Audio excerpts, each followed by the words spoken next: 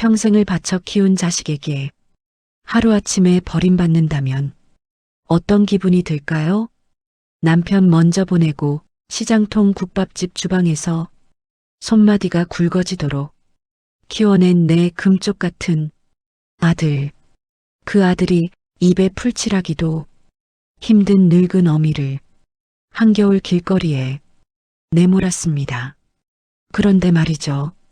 비참함의 눈물조차 얼어붙던 그 순간 제 앞으로 으리으리한 검은색 차 한 대가 미끄러지듯 멈춰섰습니다. 창문이 스르륵 내려가고 나타난 사람이 얼굴을 본 순간 저는 제 두 눈을 의심할 수밖에 없었습니다. 어머니 타세요. 그 목소리. 10년 전 제가 짐을 싸서 한겨울에 내쫓았던 며느리 지연이었습니다. 도끼가 가득했던 그 며느리가 지금 최고급 승용차 뒷좌석에서 저를 내려다보고 있었습니다. 심장이 덜컥 내려앉았죠. 드디어 나한테 복수하려고 온 걸까? 두려움의 뒷걸음질. 치는 제게 며느리가 던진 한마디는 제 평생의 상식을 완전히 부숴버렸습니다. 차가운 겨울바람이 살을 내는 서울의 어느 골목길. 68세 김명희 할머니는 낡은 보따리 하나만 끌어안은 채 얼어붙어 있었습니다. 불과 1시간 전 아들 내외가 요양원 서류에 억지로 도장을 찍게 하려다 실패하자 그녀를 현관문 밖으로 밀쳐냈기 때문입니다. 그때 지연이 차에서 내려 명희의 앙상한 손을 낚아챘습니다.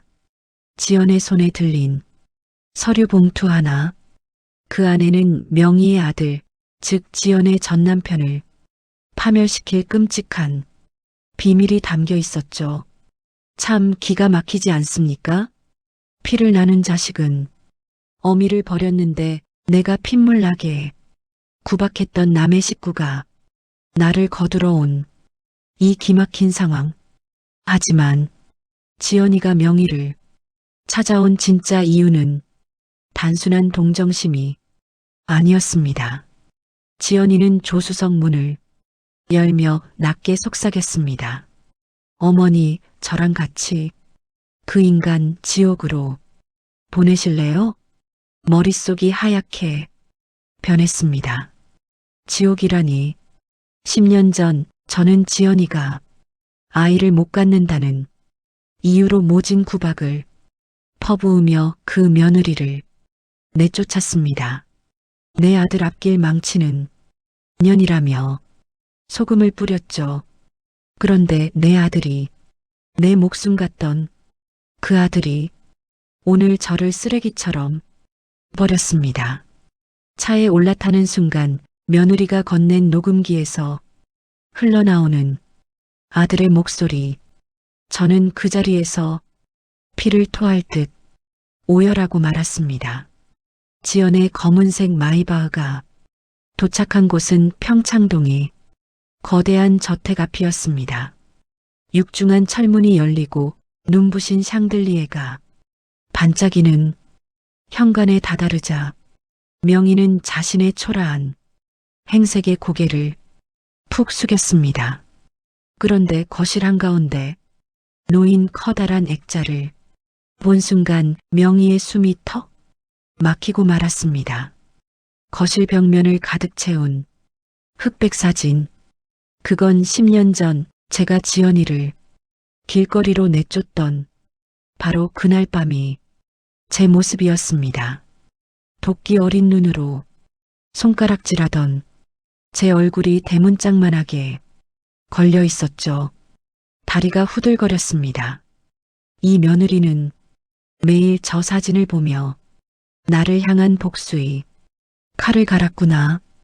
공포에 질려 바닥에 주저앉은 저를 향해 지연이가 다가와 서늘한 목소리로 입을 열었습니다. 나를 버린 원수의 사진을 10년 동안 거실에 걸어두고 매일 쳐다본 며느리의 도끼. 그 집념이 지연이를 어떻게 만들었을까요? 맨몸으로 쫓겨나 길거리에서 김밥 장사부터 시작했던 그 여린 며느리가 도대체 어떻게 이 거대한 저택의 주인이 될 수 있었을까요? 지연이가 조용히 사진 아래에 있는 금고 다이얼을 돌리자 그 안에서 믿을 수 없는 진실들이 쏟아져 나오기 시작했습니다. 금고 안에는 수백억 원대의 자산증명서와 등기 권리증이 빼곡했습니다. 지연은 무표정한 얼굴로 서류 뭉치를 테이블 위에 던졌습니다.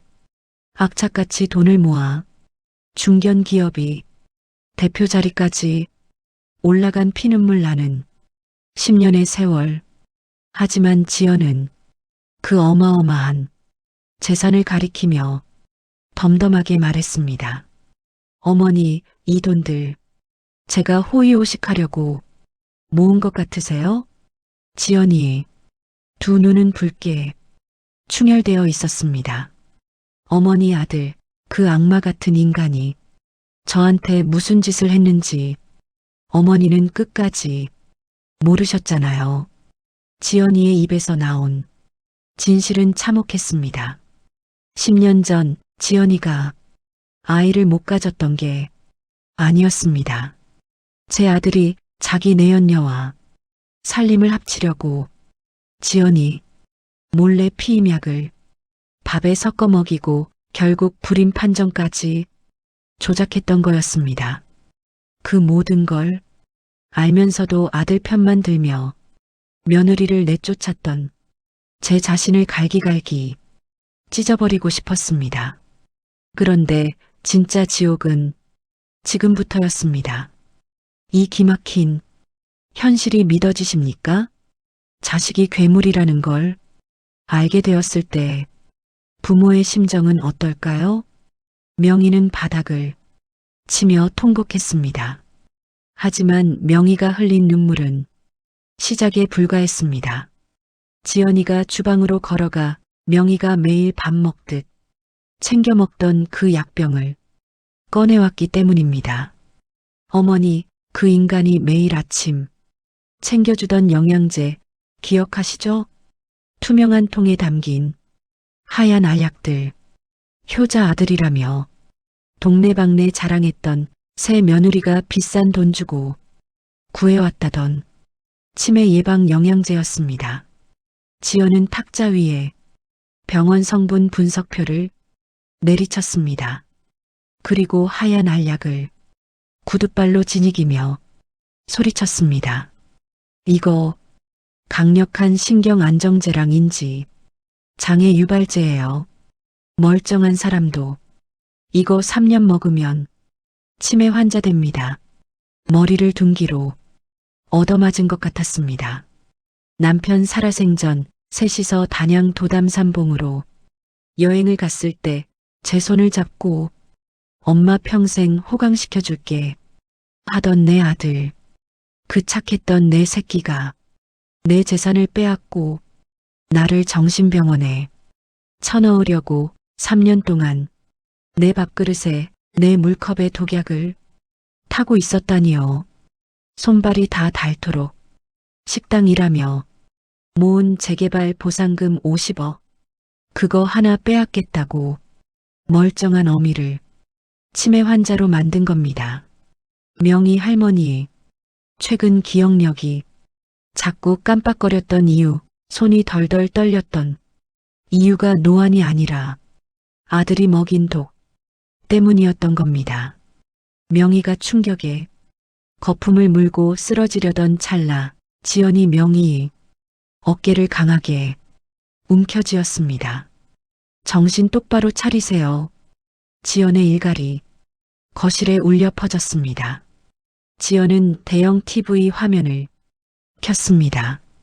화면 속에는 명희를 길거리에 내쫓자마자 아들 부부가 변호사를 만나 명희의 전 재산을 증여받는 서류를 위조하고 고급 샴페인을 터뜨리는 모습이 고스란히 찍혀 있었습니다. 그들의 대화 소리가 스피커를 타고 흘러나왔습니다. 드디어 그 노인네 쳐냈네. 약 기운 돌아서 지금쯤 길바닥에서 얼어 죽었거나 경찰서에서 치매 노인 취급받고 있겠지? 우리 자기야 건배. 화면 속에서 파한대소하는 내 아들. 짐승도 제 어미를 이렇게 뜯어먹진 않습니다. 저는 바닥에 흥건하게 고인 제 눈물을 닦아냈습니다. 그리고 10년 전 제가 가장 상처 주었던 며느리 지연이를 올려다보았습니다. 지연아, 내가 어떻게 하면 되겠니? 내 목숨을 내놓으라면 내놓으마. 그 악마 같은 놈들 어떻게 하면 갈기갈기 찢어 죽일 수 있니? 이제 명희 할머니의 눈빛이 완전히 달라졌습니다. 슬픔과 배신감에 떨던 늙은 어미가 아니라 자식에게 칼을 겨눌 수밖에 없는 처절한 야차가 된 겁니다. 지연은 명희의 앙상한 손을 꽉 잡았습니다. 10년의 원한을 뛰어넘어 두 여자가 진짜 가족보다 더 끈끈한 동지가 되는 순간, 그런데 다음날 아침 TV 뉴스에서 기가 막힌 속보가 흘러나왔습니다. 아이고, 우리 어머니 좀 찾아주세요. 치매 걸리신 불쌍한 우리 어머니가 집을 나가셨어요. 경찰서 앞 아들 내외가 카메라 앞에서 악어이 눈물을 흘리고 있었습니다. 가짜 실종 전단지를 돌리며 세상에서 제일 효자인 척 연기하는 끔찍한 작태. 하지만 그들이 뒤돌아서서 브로커에게 몰래 건넨 서류 봉투, 그 안에는 실종 선고를 앞당겨 재산을 가로채려는 악마 같은 계획표가 들어 있었습니다. 그 뉴스를 보고 있던 제 가슴은 까맣게 타들어갔습니다. 며칠 동안 지연이가 해준 해독 주사와 보양식을 먹었더니 독한 약 기운이 빠져나가면서 오히려 정신이 무섭도록 맑아졌습니다. 차라리 미쳐버렸으면 덜 아팠을까요? 그때 지연이가 거두어 키운다는 작은 유기견 한 마리가 다가와 제 무릎에 턱을 괴고 온기를 전해주었습니다. 짐승도 상처받은 사람을 위로할 줄 아는데 내 배 아파 낳은 자식은 나를 죽이려 했습니다. 참을 수 없는 오열이 터져 나왔습니다. 정신이 맑아진 명희 할머니에게 가장 고통스러운 건 아들의 배신뿐만이 아니었습니다. 바로 눈앞에 있는 며느리 지연이 10년 전 자신이 그토록 짓밟았던 그 여린 며느리가 세상에서 버림받은 자신과 상처 입은 강아지까지 따뜻하게 품어주고 있다는 사실이었죠. 밤새 뼈저린 죄책감에 시달리던 명희는 결국 새벽녘에 지연의 방문을 열고 들어가 믿을 수 없는 행동을 하고 맙니다. 털썩? 저는 지연이 앞에 무릎을 꿇었습니다. 늙은 시어머니의 알량한 자존심 따위는 없었습니다. 지연아, 내가 미쳤었다. 눈이 멀어 짐승만도 못한 내 새끼 편만 들었어. 내 피눈물 흘리게 하니 늙은이 제발 용서하지 마라. 내가 죽일년이다. 바닥에 이마를 찌우며 통곡했습니다. 제 어깨를 감싸 안은 지연이의 손이 가늘게 떨렸습니다. 그리고 지연이의 입에서 나온 한마디에 저는 숨이 멎는 줄 알았습니다. 어머니, 저도 어머니 원망하면서 지옥에서 살았어요. 하지만 어머니도 결국 그 인간한테 속은 불쌍한 여자잖아요. 지연은 바닥에 엎드린 명희를 끌어안고 함께 울었습니다. 10년의 묵은 한이 두 여자의 뜨거운 눈물 속에 씻겨 내려가는 순간이었습니다. 피를 나눈 가족은 어미를 버렸지만 상처받은 두 여자는 이제 진짜 가족이 되었습니다. 한참을 울던 지연이 눈물을 닦아내며 명희 앞에 태블릿 PC 하나를 꺼내 놓았습니다. 그 화면 속에 바로 반격의 열쇠가 있었습니다. 여자가 한을 품으면 온유월에도 서리가 내린다고 하죠? 그런데 그 한을 품은 여자가 둘입니다. 그것도 돈과 막강한 권력을 가진 며느리와 더 이상 잃을 게 없는 도끼 품은 시어머니의 연대. 화면 속에는 아들 내외의 집, 차, 사무실까지 모든 동선이 실시간으로 감시되고 있었습니다. 지연은 화면을 가리키며 아주 서늘한 반격의 첫 단추를 공개합니다. 내일 모레가 제 명의로 된 50억짜리 재개발 보상금 수령일이더군요. 아들놈은 제가 가짜 인감도장을 숨겨둔 줄도 모르고 위조 서류를 만들어서 금매로 넘기려고 혈안이 되어 있었습니다. 그런데 그 재산을 사들이겠다는 매수자가 바로 우리 지연이의 차명 회사였던 겁니다. 지연이는 제게 진짜 인감도장이 든 봉투를 건네며 속삭였습니다. 어머니 손으로 직접 그 인간들 숨통을 완벽하게 끊으실 수 있게 무대를 준비했어요. 드디어 결전의 날, 최고급 호텔의 VIP룸, 아들과 새 며느리는 테이블 위에 놓인 50억 원짜리 매매 계약서를 보며 입이 귀에 걸려 있었습니다. 드디어 끝났네. 노인네 치우느라 고생한 보람이 있어. 자, 도장 찍으시죠. 매수자 측 대리인의 말에 아들이 품속에서 명의의 위조된 인감도장을 꺼내 붉은 인주를 듬뿍 묻혔습니다. 그 도장이 막 종이에 닿으려는 찰나 쾅 하는 굉음과 함께 VIP룸의 육중한 양문이 부서질 듯 열렸습니다. 제가 걸어 들어갔습니다. 낡은 보따리를 안고 떨던 초라한 늙은이가 아니었습니다. 지연이가 맞춰준 최고급 비단 한복을 입고 머리를 꼿꼿하게 빗어넘긴 채 당당하게 섰습니다. 제 모습을 본 아들놈의 얼굴이 하얗게 질리다 못해 경련을 일으키기 시작했습니다. 어머니, 엄마가 어떻게 여기에? 덜덜 떠는 아들을 향해 저는 진짜 인감도장을 테이블 위에 내던지며 첫마디를 뱉었습니다. 왜 귀신이라도 본 줄 알았니? 내 새끼가 차려준 독약 먹고 이 어미가 지옥에서 살아서 돌아왔다.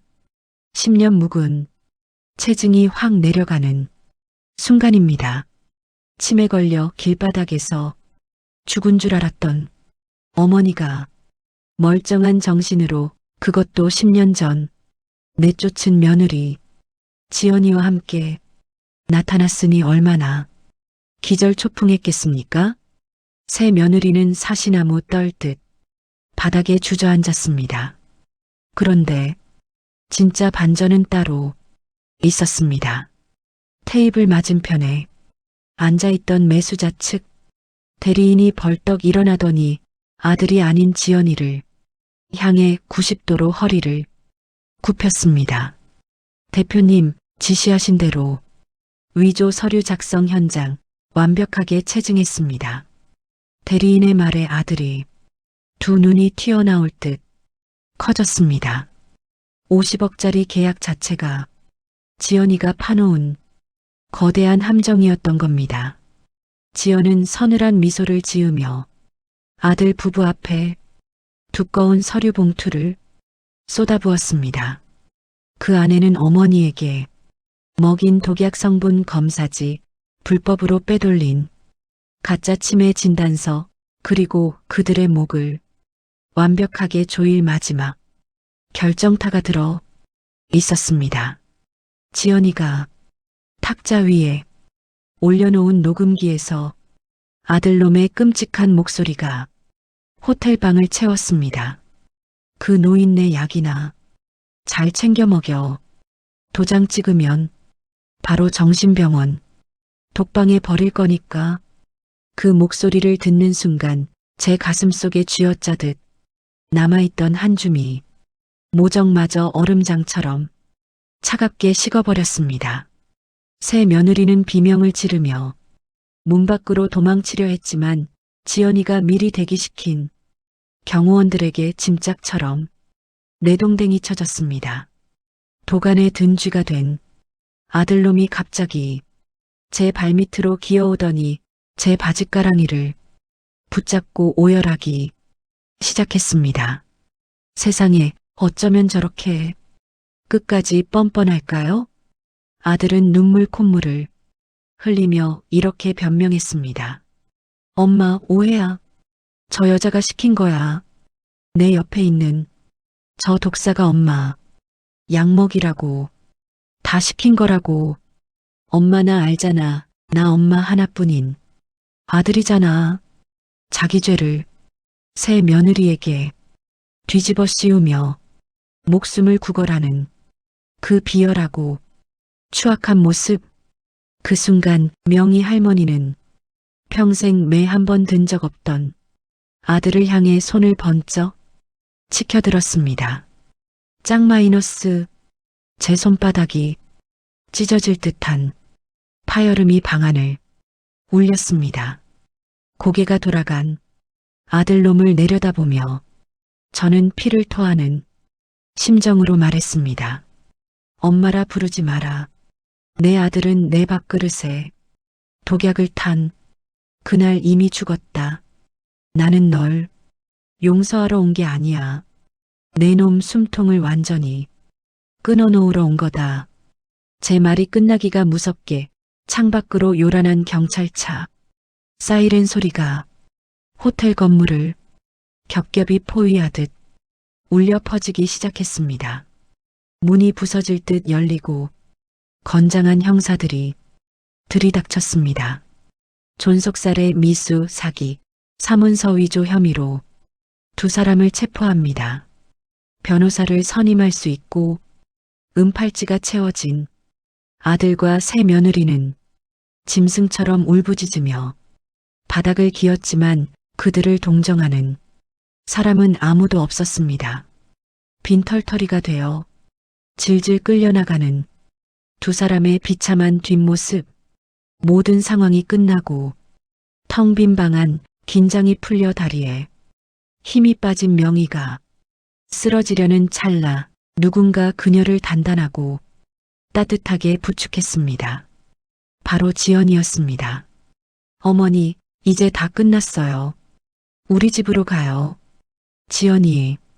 그 따뜻한 한마디에 저는 10년 묵은 눈물을 쏟아내며 그 아이의 품에 안겼습니다. 내 배 아파 낳은 자식은 나를 시궁창에 버렸지만 내가 내쳤던 며느리는 나를 구원해 주었습니다.